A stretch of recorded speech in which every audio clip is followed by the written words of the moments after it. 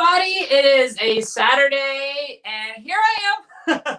This is Brandon. I am here to inspire, encourage, uplift you to help you live your best, most fulfilling, and most abundant life. And today, I'm going to get really real with you and completely open up my heart and share with you 5 reasons that your relationship remains broken. And you guys can see that in my little explanation of this video that I talk about that these were the 5 reasons that my students hated me as an 8th grade language arts teacher. This is why my relationship with my family disintegrated when I actually came out of the closet.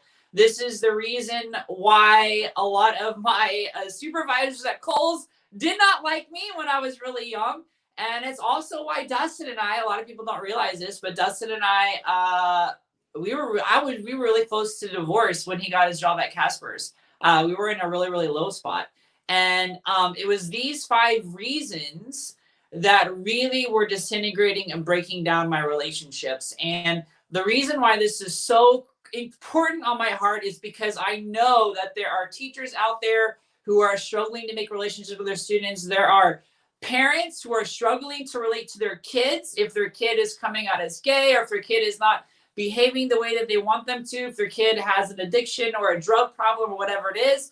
Transversely, I know there are kids who are hurt that their parents are not accepting them for who they are, for being gay, or for whatever the case may be. And I know that there are marriages out there that are on the rocks where they're not able to relate to one another, and it's disintegrating and all the things. And so I am in the midst of creating the most personal course I've ever launched, and it'll be launching later on this month, called Tuning into Love: How to Restore Broken Relationships and Create New Ones. And I just really wanted to talk about this today. It was really put on my heart, and I wanted to go live because there's just a different energy when you go live versus when you pre-record things. And so that's what we're here to talk about today. We're talking about the five reasons why relationships remain broken in your life. And when you understand these reasons of why your relationships are broken, you are going to feel so much better because it's kind of like if the toilet doesn't work, or the air conditioning doesn't work, or your car doesn't work, and you discover why it doesn't work. Now you can figure out how to fix it, right? But you can't fix anything. You can't restore anything until you actually know the reason why it's broken down in the first place. And sometimes these things are easier to fix than others. Sometimes they take longer to fix. And sometimes you need to get a new car, or you need to get a new AC. And so I go in with this with a little bit of caution and saying that you can't control anybody or how they respond to you. And I think that's really, really important, that any relationship is about both people wanting to be in that relationship.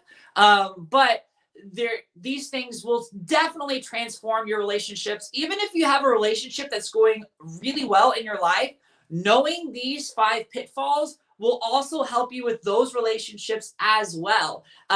So without further ado, let's get into the 5 reasons that relationships remain broken, or maybe I should say why they could be even better than they are right now. So the first one is that you are attached to expectation of the people around you. And this is one of those things that, you know, part of a marriage, or part of a relationship with a teacher and students, or a mother and a daughter, a mother and son, or dad and son, however you want to label it.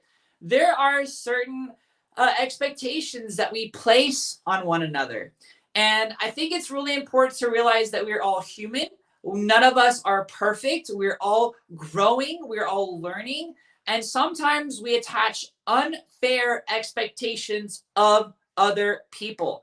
And I think it's really important to realize that for me personally, as an 8th grade language arts teacher, you know, I put so much expectation on the amount of work that they put on their work effort in class that I never stopped to think about my first year, to think about what was going on at home with them. You know, what was going on with their relationship with their parents? What was going on with their relationship with their peers? It's not to say that you shouldn't hold students to a standard or expectation, but you also have to be a human being. And the same thing goes with, marriage and relationships. Do you know that the number one reason, or that when a marriage has a child loss, when a child is lost in a marriage, 90% of those marriages end in divorce. And part of the reason is because expectations of how each individual parent should react in terms of the grief, expectations of who is responsible for it. And when my relationship with my mom and my dad and my sister coming out as gay, I had expectations of them, which was, if you really loved me, then you would be okay with my lifestyle. And if you really cared about me, you wouldn't share Bible verses with me. And if you really wanted me to be successful, you would be okay with me going to the circus. And I put all these expectations on them. And that, attaching expectations to people, you have to let that go. You just have to let expectations go of people, because we're all human. We're never perfect. And we all have our different perceptions. We all have our different beliefs. But when you attach expectations to someone and they don't act the way that you want them to do, you set yourself up for heartbreak, hurt, pain, all the things. And the reason why is because you, and in essence, are telling them how they should act or how they should behave, because they have to meet your expectations, otherwise they're not good. And likewise, parents do the same thing of their kids. If you don't get an A then and meet our expectations, then you are not taking school seriously, as opposed to taking a step back and asking, what exactly is going on in their life. Even if it's they're not wanting to study and you want them to study, is there another reason why that they're not studying? I mean, it's true, they could just be perfectly lazy, right? But even then, there's a reason why behind it, and we don't ever stop to ask the reason why. So number one is you're attached to expectation. The second reason is, it goes into the expectation, is you're actually trying to control them. None of us like to be controlled. And the best way I can explain this in terms of relationships is when you give them, you have to do this or this, right? Like, if you really loved me, you would clean the dishes every night. If you really love me, you would buy the thing. If you really love me as a son or daughter, you would get me the car, or you would buy me the cell phone. Or we do this to our parents. If you really love me, you would be okay with the person that I'm dating. You would be okay, right? This is all us trying to control the other person. And imagine if we were all walking around with like leashes, like literally, like imagine you put a leash on your parent or your son or daughter, or you put a leash on someone that works underneath you at work, and you were like, I'm going to control you. You have to go this way. You have to go that way. That feels terrible. That feels completely shitty. Nobody wants to be controlled that way, right? So when you're trying to control someone in a relationship, you're giving this negative energy, because we are not meant to be controlled as human beings. We are meant to give love and receive love. And love is not controlling, because controlling is manipulative. And so if you're trying to control people in your life, you're trying to control your kids, your students in the classroom, you're trying to control your son or daughter, you're trying to control your husband or wife, that is negative energy, because you're just trying to put a dog collar and a leash on them, saying you have to behave this way in order for me to love you. And that's not what love is, because love is completely unconditional. Love is that regardless of what you're doing, I'm going to love you anyway. I mean, that's the principle of love in the Bible, is it not? It is that love is God's grace, and it's by grace you've been saved, not because you've earned it or you've deserved it or anything else. So you got to stop trying to control other people in relationships. The third reason why your relationships remain broken, in addition to expectations and trying to control, is you're assigning meaning to everything. You're assigning meaning to how the people in your relationships are responding to you. I did this with my students as an 8th grade teacher. If they didn't do one of the work, I said, they don't respect me, and they don't care about themselves, and they're not trying to do a good job. And I was like completely disregarding anything that could have been going on at home with them, with their parents, whether they have been abused, neglected, or they didn't have like AC, and they like having a student that falls asleep in class. Oh, well, they're just being, rude. They're just being jerks when they didn't have AC for the last week and they can't sleep at night because it's too hot in their room. Or you assign meaning, and believers and non-believers do this all the time to one another, especially in terms of relationships with kids who come out as being gay and their parents are very strong evangelicals. There's nothing wrong with either side of those things, right? But the kids assign meaning to the parents not being okay with them being gay as, you don't love me, you don't care about me. When the perspective of the parent is, I love you so much, this is why I'm trying to save you. Now that's force, just to reinforce, that's forcing. You shouldn't be forcing someone to be saved, because now you're trying to control them and they're gonna run, okay? But the idea is that you you are assigning meaning to their belief as they don't love you. And likewise, the kids, and this to my parents, is I assign meaning to the belief as they're a bad parent. They don't care about me. They don't really love me. And they're trying to send me to hell. When from my parents' perspective, they're trying to send me to heaven. And then they assign meaning to me not obeying them, right? Because I'm going to be gay. I'm going to be who I am. That I don't value their opinion, or I don't value their belief system, or that I don't appreciate what they've done for me in the past. But either way, we're assigning meaning to each other that is not helpful in terms of our relationships. And the only people that assign meaning are ourselves. Do you guys understand that? We are the ones that assign meaning. I assign meaning to my parents as, you're trying to send me to hell. My parents, and I don't know for a fact what they assign meaning to, because I'm not them, but I could imagine how many parents would assign meaning of, they don't care what I have to say. They don't value or appreciate my opinion. They're doing this to get back at me for whatever reason. And like, I know for example, like I wasn't honest about coming out for a long time because I was so scared of the relationship disintegrating. And fear is something to talk about in a later situation. But, because I wasn't honest with them when I started having, attraction to men, is they thought that me not telling them was, I'm a liar, and I don't, if I really cared about them, I would have been honest with them. And from my perspective, it's like, but I was so scared of losing you all. It's just why I didn't tell you. And then the relationship disintegrated anyway, for all these reasons we're talking about right now. Now the fourth reason is that you're judging. And that's really what you're doing. When you start to assign meaning to people, you are judging their actions as either right or wrong. And you are assigning that meaning. And judgment, basically, when you're judging somebody, you are in reality, you're judging yourself. Because what you're actually saying is, you're saying that you don't love me because XYZ, and because you don't love me for XYZ, I'm going to hold a grudge against you, basically. And what you're actually doing is, you are in agreement with that. And that's what so many people don't realize, is that you have agreements with people.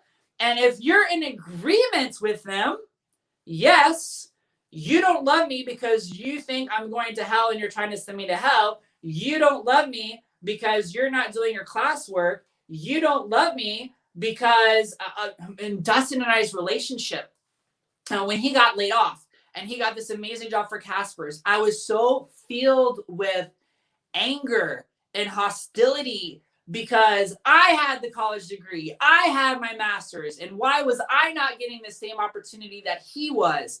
It was from a complete disgusting place of lack of, and that's what jealousy is. Jealousy is they have something that I can't have, but a place of lack and contempt and all these things. And what happens is, that's the energy I was sending out to him.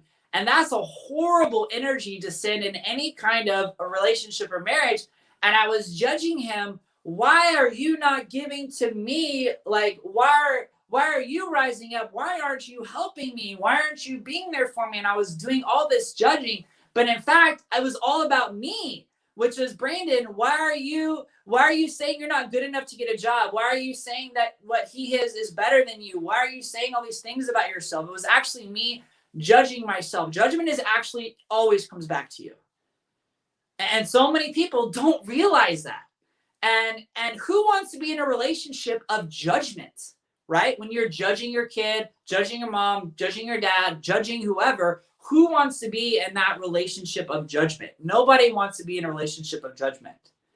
And when you can let go of judgment, you open yourself up to healing, that is actually what forgiveness is. Forgiveness is actually acceptance of what has happened. And now we're going to get back to number 5, which is you're actually holding on to the past. And this is so crazy to know this, but we have memories in our brain. And these memories leave emotional imprints. When we have any kind of traumatic experience, like for me, getting outed before I was ready in the circus, I will never forget it because I was so in denial of the fact that I was gay. I had made every excuse in the book of being in a relationship with Dustin on the circus. The things that I would say was, I'm not gay, I just like you, or I'm not into men, I just like you. Like this one relationship doesn't mean anything because I can always, if it doesn't work out, I can go back to dating women. Like I had all these excuses in my head and I was in complete denial. And when I saw the article about the gay clowns in the circus and me listed as Dustin's boyfriend, I couldn't deny it anymore who I was. And that was like such this crazy, horrible, and I felt so much guilt and shame because I believed everything that I had been taught and perceived about being gay growing up, which is disgusting, it's shameful, and all the things. But the idea of this is that you put emotional imprints in your brain, and even your memories you assign meaning to, and your memories change over time. And there's some relationships that I know some of you all that are watching right now that you haven't talked to someone in years, whether it is a husband-wife relationship, you got divorced and you haven't talked to in years, whether it is with your son or daughter or whatever, you haven't talked in years, and you can't even remember what the fight was about. You can't even remember it. You just know, like, I'm angry. And it's because you're holding on to the emotions of the past and you're not letting them go. And the only way that you can let go of the past is to forgive the past, forgive the other person. There's actually this Hawaiian, you can call it Hawaiian meditation, Hawaiian prayer, Hokamononono. Did I say that right? I don't know if I said that right. But basically this prayer is I'm sorry. I'm sorry for what I did to you. I forgive you for what you did to me. Thank you. And I love you. It's like 4 pieces. And this psychiatrist who was a psychiatrist in Hawaii actually went to an insane asylum, and he actually prayed this prayer for over like all the people for like day after day after day. And there was a dramatic improvement of them. And forgiveness is such a powerful thing. Forgiveness is not saying what happened is okay. It's not invalidating your feelings or emotions. Acceptance is simply accepting what happened and letting it go. Which brings me to the little ditty here, which is let go of expectation, let go of trying to control, let go of assigning meaning, let go of judgment, let go of the past. When you start to let go of all of these things, if you think about it as like you have like a string that's attached to you and the other person, right? And these strings are the judgments, these strings are the past, these strings are all those things.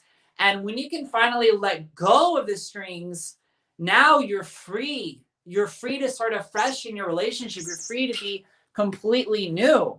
So I hope this video just inspired, uplifted, and encouraged so many of you. If you're just now joining this video, go back to the beginning, watch the whole entire thing. It's absolutely amazing. It's one of the best videos. I think it's the best video I've ever done.